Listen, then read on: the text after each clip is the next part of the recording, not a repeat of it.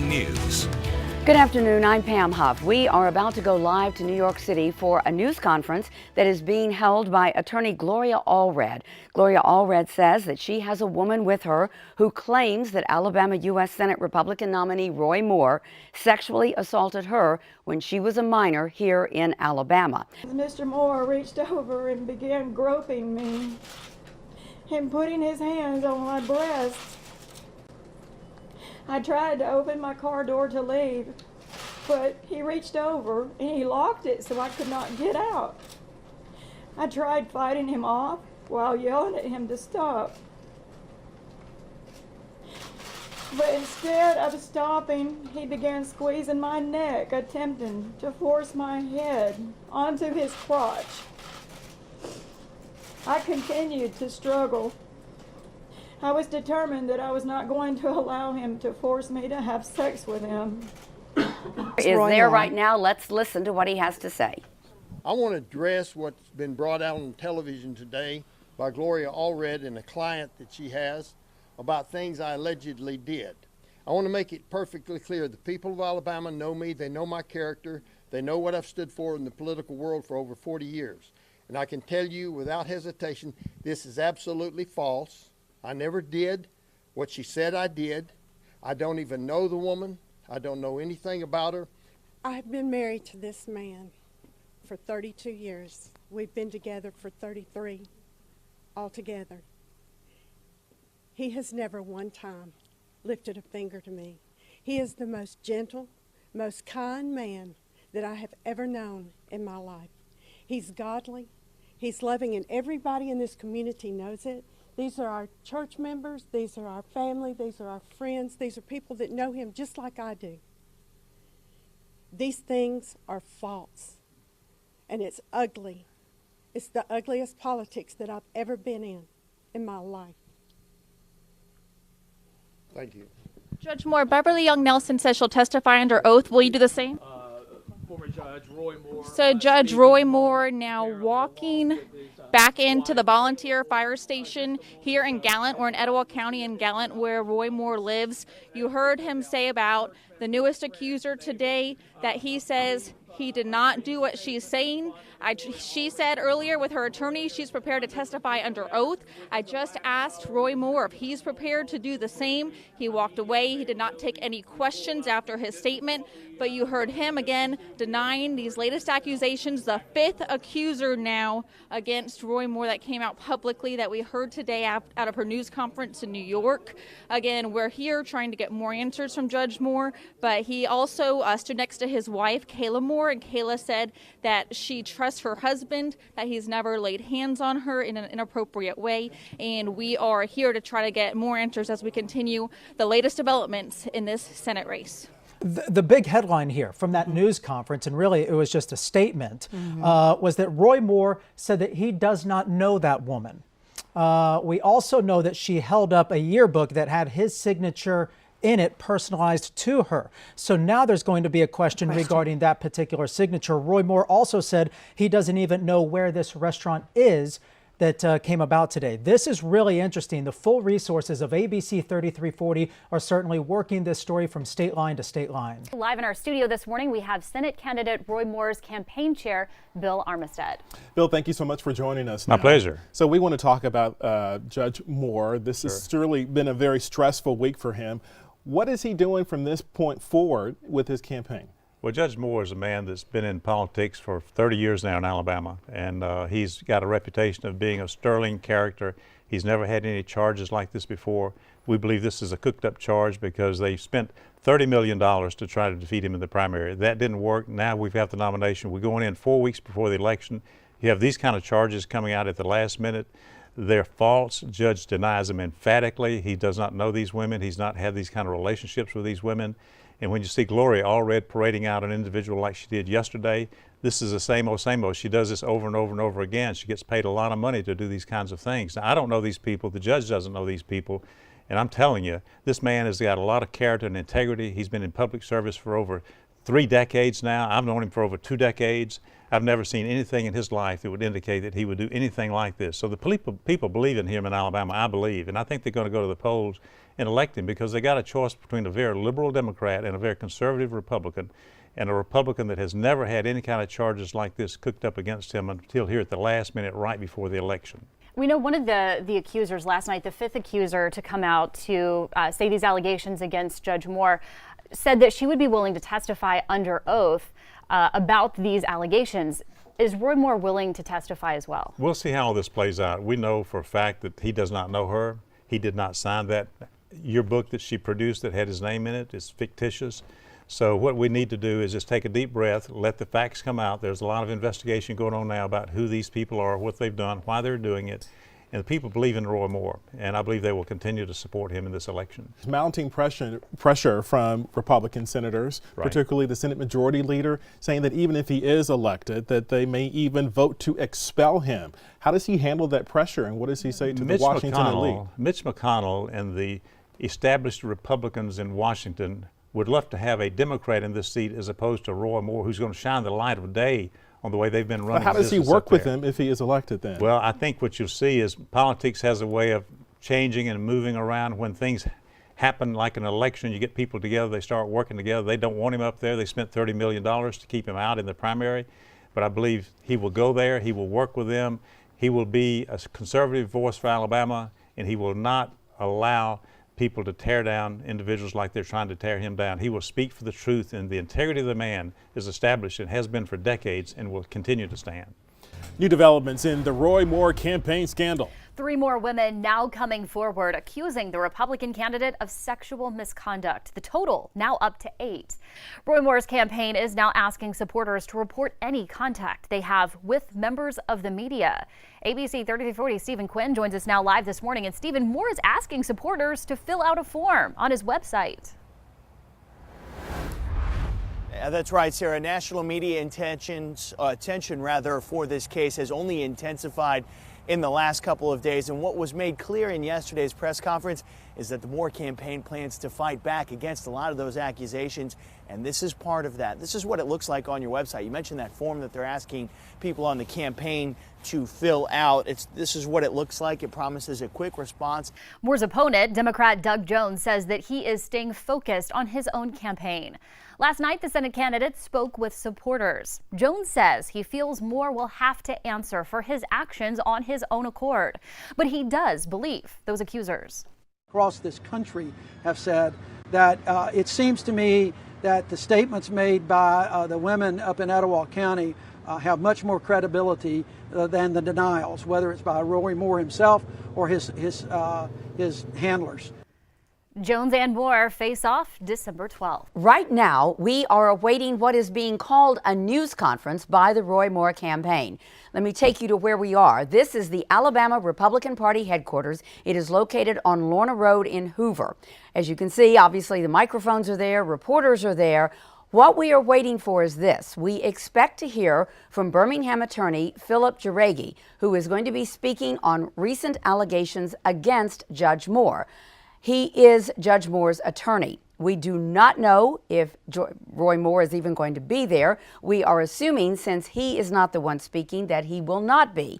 But obviously, we are going to take this just as quickly as someone steps to the microphones to speak. Let's go to the podium right now. This is live breaking news. This is Bill Armistead speaking. Things that he did not do 40 years ago. This is a campaign, so you can expect most anything to come out, but you know, we can't just stand by idly and let false charges go without some answering.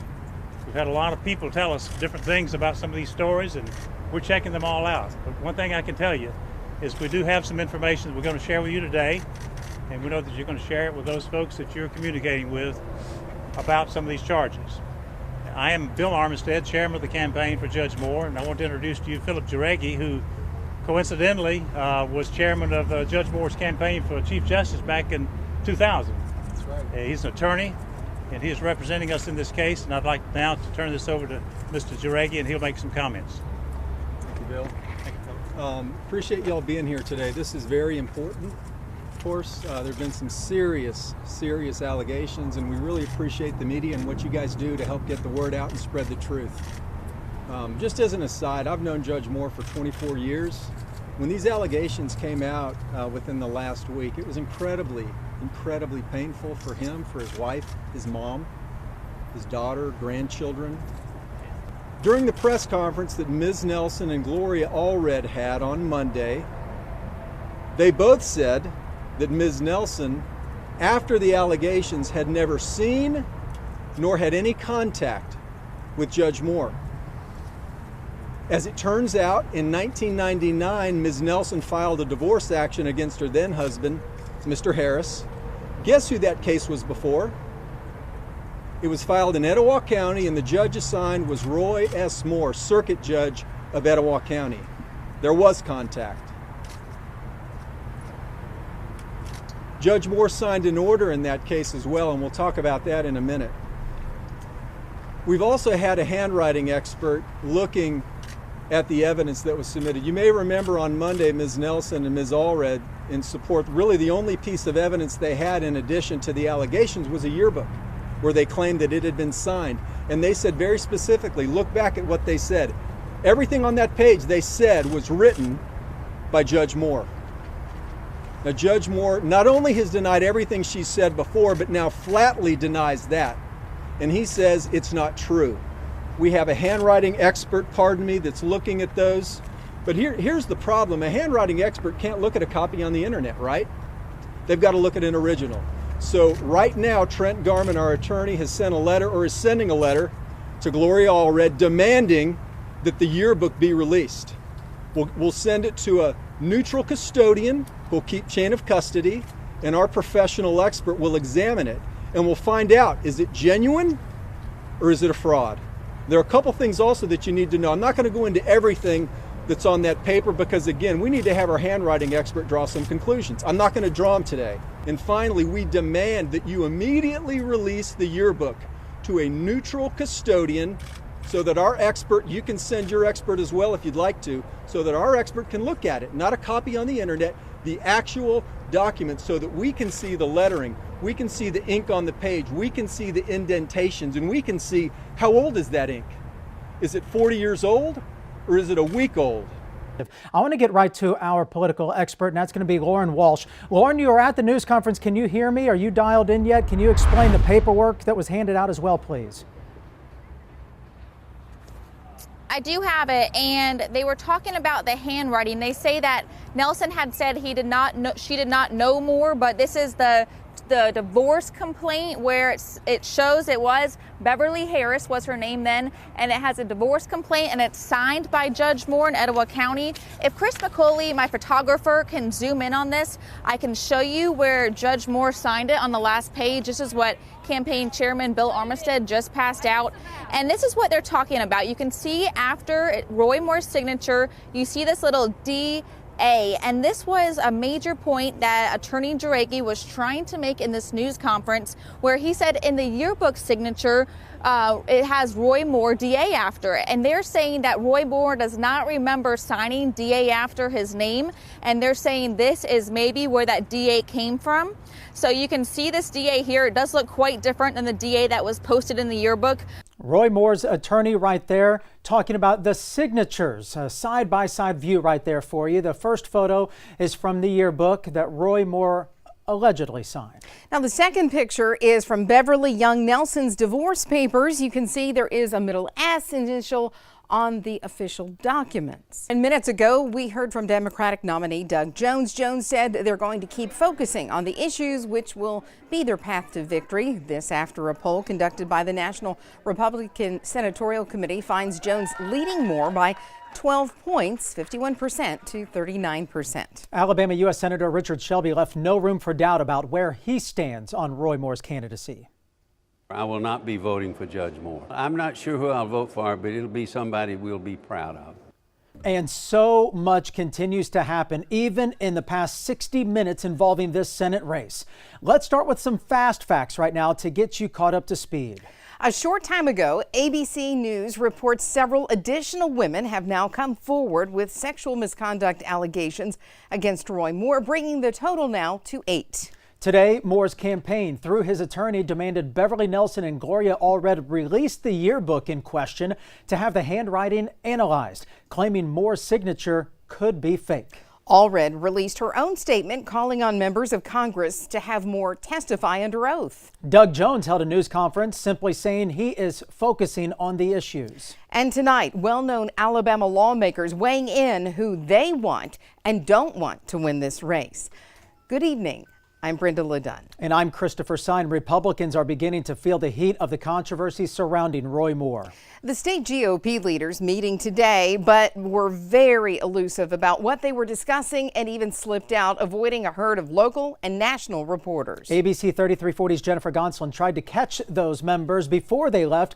Jennifer, any word on what they met about? You know, guys, I was about to say, you guys are right. Elusive is one word. Also, disappearing act may be another word. Meantime, President Donald Trump remaining equally silent about those allegations today when he was asked from a reporter.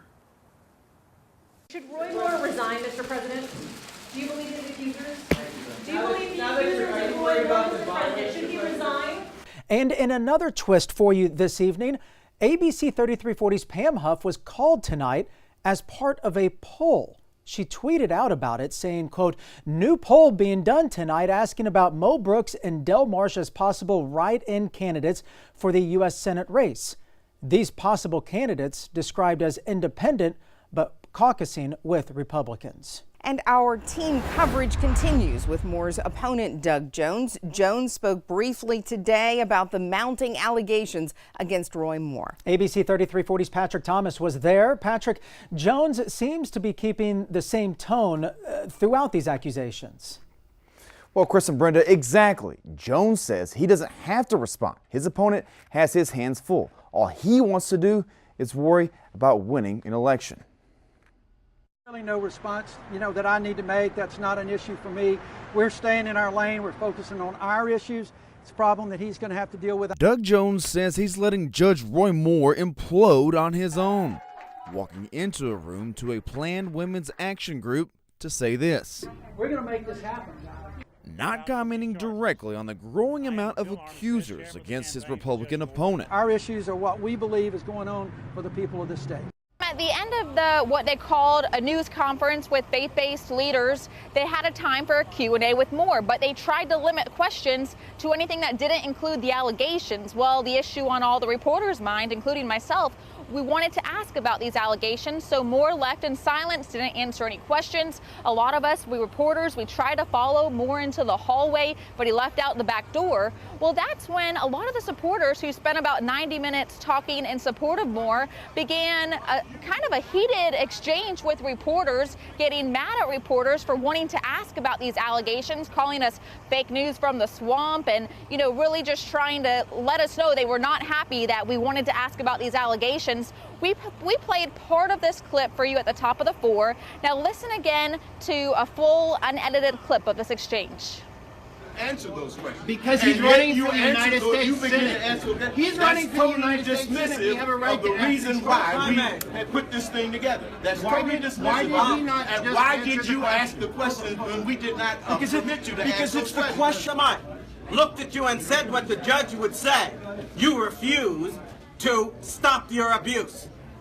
Asked and answered again and again. He could answer that question 1,000 times. And if 1,000 accusations were made, he could answer every one 1,000 times. And you would prove yourself a liar. Look at we established for you to come in and to record our conference. You failed to abide by the rules. Look at your face. You come in and you're mocking, you're scorning everybody. You think Alabama is just some place where there are a bunch of hayseeds and nobody cares, sir. Oh, yeah. Okay, no, sir, I'm an Alabama reporter. So in another clip that I have on my Twitter account right now, I actually asked one of these supporters, I said, look, you're calling us all reporters from the swamp, but I'm actually an Alabama reporter. I live here in Birmingham, and I haven't been able to ask the U.S. Senate candidate questions, and that's a concern. And to that, he dismissed my concerns and basically blamed the media for Roy Moore's lack of availability to ask any questions. And gentlemen, when you look at those numbers,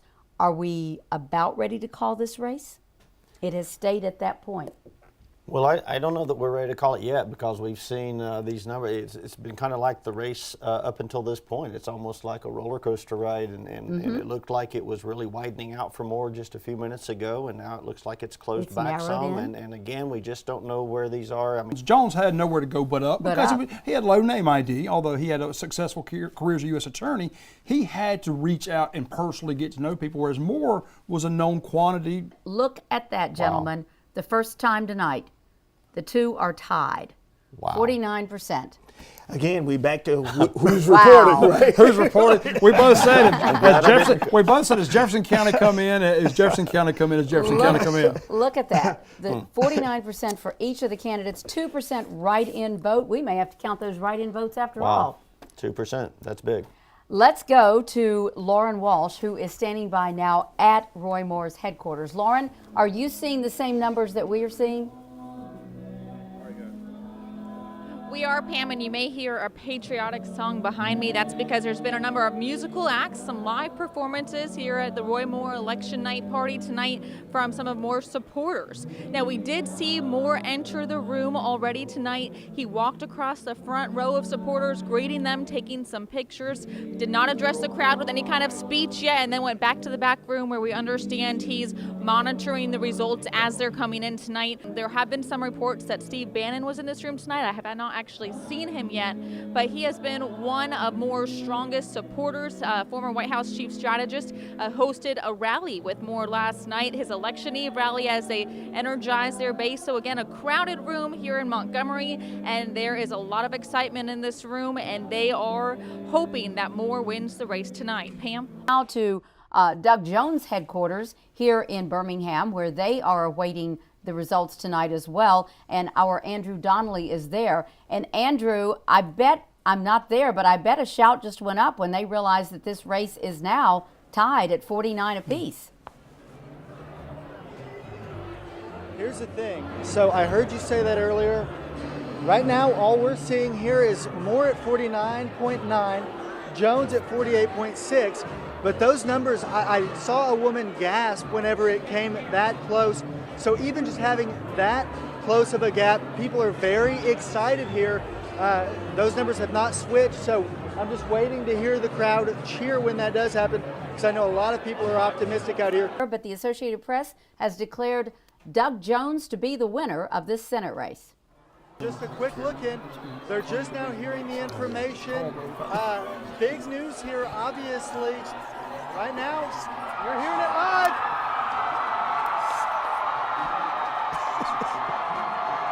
Well, we're actually live on the air right now. How are you doing, sir? Good. What about you? I'm good. A lot of excitement. I don't know. Yeah, this is exciting. Yeah. This is very, very exciting. Talk to me briefly. Have you been with Doug Jones waiting these numbers out? I haven't. Okay. What I've been doing is talking to people across the state about the turnout model across the entire state. Earlier, we realized that the turnout model would be higher in certain areas, more so than we thought. Pam, it is a very quiet room other than some Christian music playing here at the RSA Activity Center. I can tell you a couple minutes before the race was called, the room really got quiet as Jones took the lead, and it has remained quite quiet. You can just see the surprise on many of Moore's supporters' faces. And we have not seen Moore again since the race was called, but earlier we did see him walk out and greet some supporters, did not make any comments. So we're waiting to see if he will come back out tonight and address the crowd. This actually opens a door to a possible Democratic victory in the Senate in 2018 that just a few months ago looked locked. It just didn't look possible for Democrats, maybe the House, but not the Senate. Now that door is a little bit open, and so this is a huge deal, and I think it's an invitation for a lot of big Democrats to jump into races across the country. There he is. There is Doug Jones.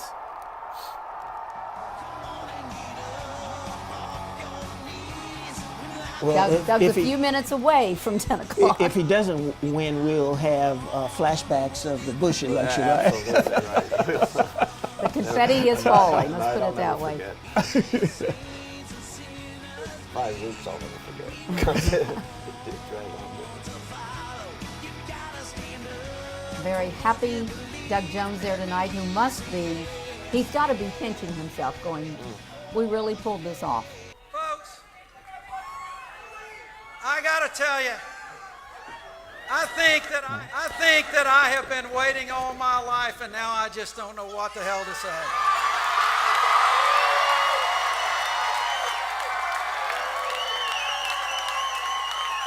Let me, if you will indulge me, you know, I have said throughout this campaign that I thought that December 12th was going to be a historic day.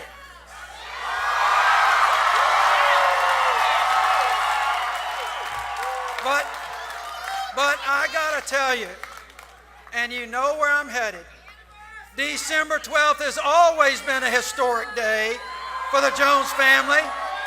This is, as you know, mine and Louise's 25th wedding anniversary. My running mate, my partner. I could not have done this without her. I have always believed that the people of Alabama had more in common than to divide us.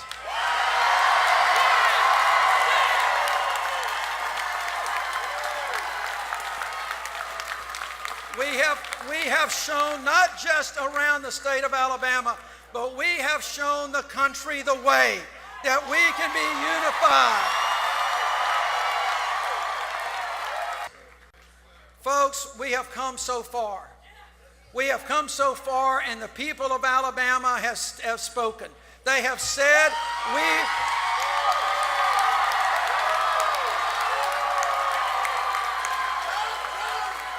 they have said to each other that this, I have said from the very beginning, this campaign has never been about me. It's never been about Roy Moore. It has been about every one of you and your sons and daughters. We've tried to make sure that this campaign was about finding common ground and reaching across and actually getting things done for the people. So I have a challenge. I have this challenge to my future colleagues in Washington. Don't wait on me. Take this election from the great state of Alabama.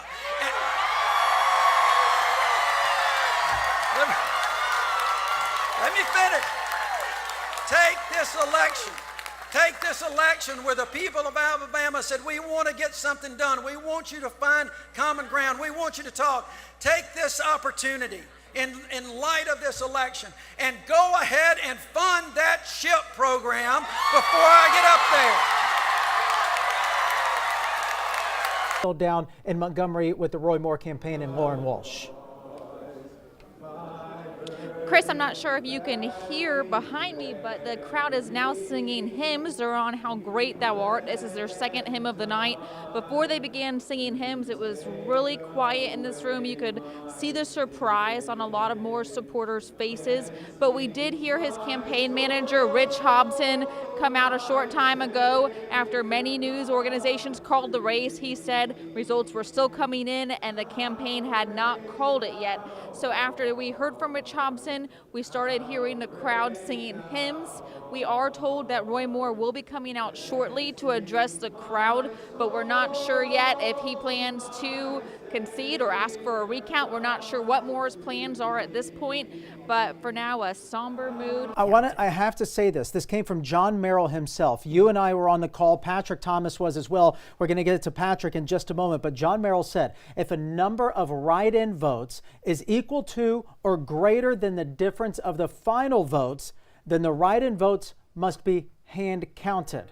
And right now, with 16,000 plus write-in votes, we might be in that realm where those write-in votes must be hand counted. Right. And Roy Moore could ask and pay for a recount as well. This is a significant shift here that has occurred. This is historic, and I don't take that term very lightly here. This is a significant event that has taken place. Do we still have the live images up from Doug Jones' campaign in Birmingham and also Roy Moore's campaign in Montgomery? Because I want to make sure our viewers realize we are monitoring both of those situations, because you never know what a candidate will do in these types of situations.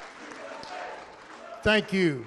You know, I really want to thank you for coming tonight and realize when the vote is this close that it's not over.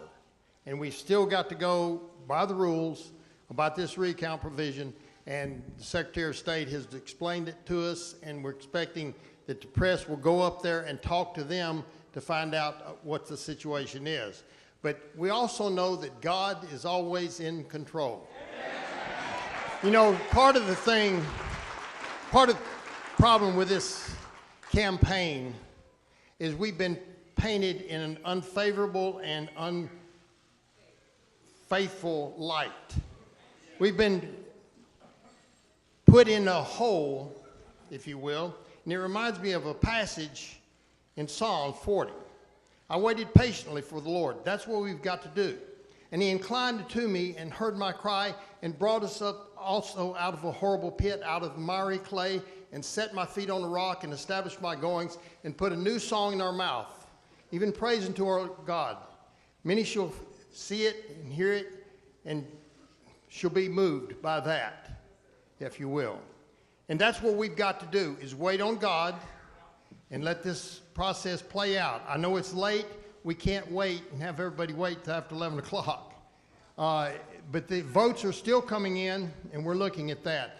May God bless you as you go on. May He give you a safe journey, and thank you for coming tonight. It's not over, and it's going to take some time. A lot of people who said they were going to vote for Roy Moore did not vote for Roy Moore.